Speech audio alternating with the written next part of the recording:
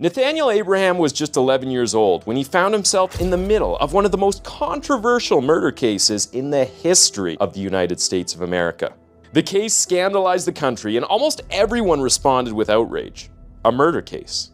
But the folks on Nathaniel's block, his own neighbors, well, they weren't particularly shocked. He might have been little, measuring no more than 4 feet and weighing a little under 65 pounds, but he was also a thorn in the side of everyone in the neighborhood.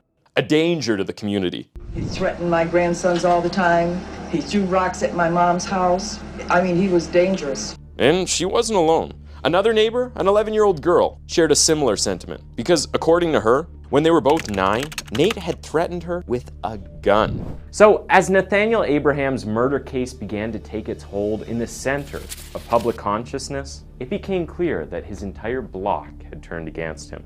As disturbing as these allegations sounded, it seemed like they were true.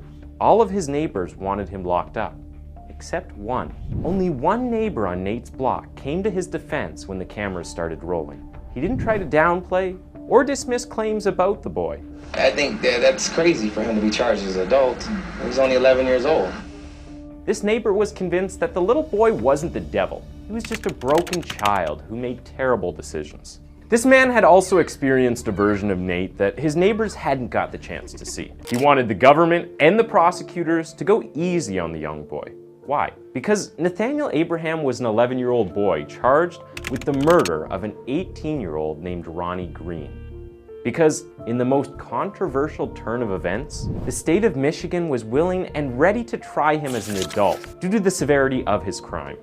And if they found him guilty, if the prosecutors were able to get what they wanted, little Nate would spend the rest of his life in prison for a crime he committed when he was just 11.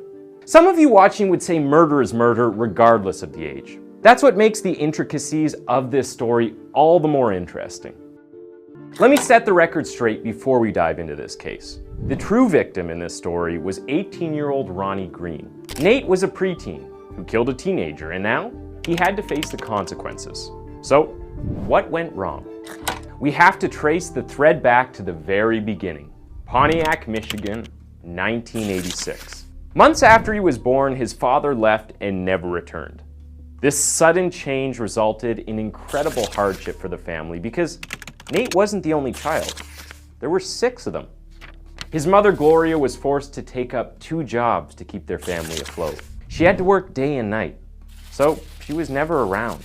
And Nate's formative years were spent under the care of his older siblings. Gloria was caught between a rock and a hard place.